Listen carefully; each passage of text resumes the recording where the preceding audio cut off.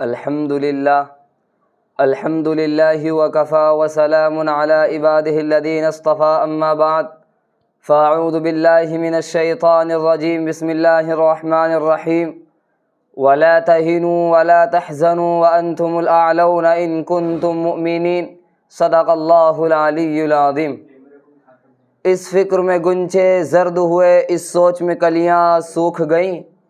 اس فکر میں گنچے زرد ہوئے، اس سوچ میں کلیاں سوکھ گئیں، آئین گلستہ کیا ہوگا، دستور بہارا کیا ہوگا،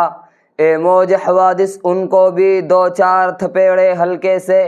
اے موج حوادث ان کو بھی دو چار تھپیڑے ہلکے سے، کچھ لوگ ابھی تک ساحل پر طوفاں کا نظارہ کرتے ہیں۔ عزیزان گرامی، آج ہم جس دور سے گزر رہے ہیں یہ نہایت حساس اور عبرتناک دور ہے، چاہے اخلاقی اعتبار سے ہو یا معاشی اعتبار سے، سماجی اعتبار سے ہو یا سیاسی اعتبار سے۔ آج ہم بری طرح ظلم و ستم کے شکنجے میں جکڑے ہوئے ہیں، ہماری مسجدیں مندروں میں تبدیل کی جا رہی ہیں، ہمارے حقوق پامال کیے جا رہے ہیں، آج قومی سطح پر ہماری کوئی پوچھ نہیں، اور حضور پاک صلی اللہ علیہ وسلم کے دین پر چاروں طرف سے ڈاکے ڈالے جا رہے ہیں۔ ہم جب راتوں کو غفلت کی نیند سو جاتے ہیں تو دین پر ڈاکہ ڈالنے والے بیدار ہو کر ہر سمت سے حملے کرتے ہیں۔ وہ دیکھو مکہ مکرمہ سے اٹھنے والا نور، مدینہ منورہ سے اٹھنے والا نور آج چاروں طرف سے گھر چکا ہے، چاروں طرف سے وقت کے دجال اس پر حملہ آور ہیں، اور وہ اس غلط فہمی میں ہے کہ ہم مسلمانوں کو ختم کر دیں گے، ہم مذہب اسلام کو مٹا دیں گے۔ وہ دیکھو غزہ و فلسطین کی طرف، وہاں پر یہودی اور صہیونی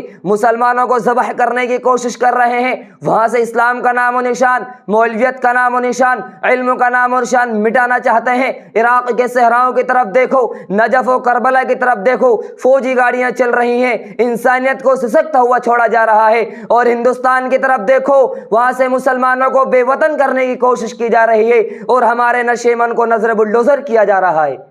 عزیزان گرامی، افسوس صد افسوس کہ وہ قوم جس کی تخلیق تو پھولنے اور پھلنے کے لیے کی گئی تھی، جس کی تخلیق گرجنے اور برسنے کے لیے کی گئی تھی، آج اس کا کوئی پرسان حال نہیں۔ افسوس صد افسوس کہ وہ قوم جس کا شیوہ امر بالمعروف و نہی عن المنکر تھا، آج اس کا کوئی پرسان حال نہیں۔ اور وہ قوم جس کے بارے میں علامہ اقبال نے یوں کہا تھا، ہر لحظہ مومن کی نئی آن نئی شان، کردار میں گفتار میں اللہ کی برہان۔ ہر لحظہ مومن کی نئی آن نئی شان، کردار میں گفتار میں اللہ کی برہان۔ جیگر لالا میں ہو ٹھنڈک وہ شبنم، دریاؤں کے دل دہل جائیں وہ طوفان، اور یہ ہے مسلمان، آج اس کا کوئی پرسان حال نہیں۔ عزیزان من، آج جب ہم اپنی آپ بیت یاد کرتے ہیں تو ہمیں رونا آتا ہے، جب ہم اپنے حالات اور کیفیات کا جائزہ لیتے ہیں تو دل بے چین و پریشان ہو جاتا ہے کہ ہماری قوم روس کی رہنے والی ہو یا امریکہ کی، چین کی رہنے والی ہو یا جاپان کی، ایران کی رہنے والی ہو یا عراق کی، ہندوستان کی رہنے والی ہو چاہے کسی بھی خطے کی، آخر کیوں وحشت و بربریت کا شکار ہے؟ ہمیں کیوں سہمے ہوئے نظر آتے ہیں کہ اللہ تبارک و تعالیٰ کا وہ وعدہ وَلَا تَهِنُوا وَلَا تَحْزَنُوا وَأَنْتُمُ الْأَعْلَوْنَ إِن كُنتُم مُؤْمِنِينَ ہمارے ساتھ نہیں ہے؟ کہ اللہ تبارک و تعالیٰ نے ہمیں اشرف المخلوقات نہیں بنایا؟ کیا قرآن و حدیث ہمارے ساتھ نہیں ہے؟ آخر ہم بھی تو اسی اسلام کے ماننے والے ہیں، جس اسلام کے ماننے والے پہلی صدی کے لوگ تھے، اسی اسلام نے حضرت ابوبکر جیسے مخلص، عمر جیسے جری، عثمان جیسے پاک باز، علی جیسے شجاع، ایوب جیسے صابر، خالد بن ولید جیسے سپہ سالار، اور صلاح الدین ایوبی جیسے فاتح بیت المقدس پیدا کیے۔ آخر ہم بھی تو اسی اسلام کے ماننے والے ہیں، پھر کیا وجہ ہے کہ ہماری دعائیں اثر نہیں کرتی؟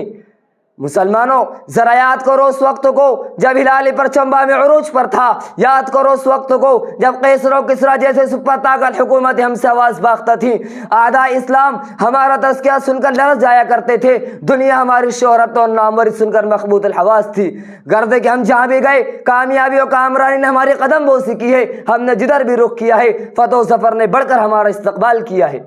اس لیے مسلمانوں اٹھو، قل ان صلاتی و نسکی و محیایا و مماتی للہ رب العالمین پر عمل پیرا ہو جاؤ، واعتصموا بحبل اللہ جميعا ولا تفرقوا، اپنا رسم العین بنا لو اور اسی کے ساتھ اعلان کر دو، باطل سے دبنے والے اے آسمان نہیں ہم، باطل سے دبنے والے اے آسمان نہیں ہم، سو بار کر چکا ہے تو امتحان ہمارا۔ وآخر دعوانا ان الحمد للہ رب العالمین۔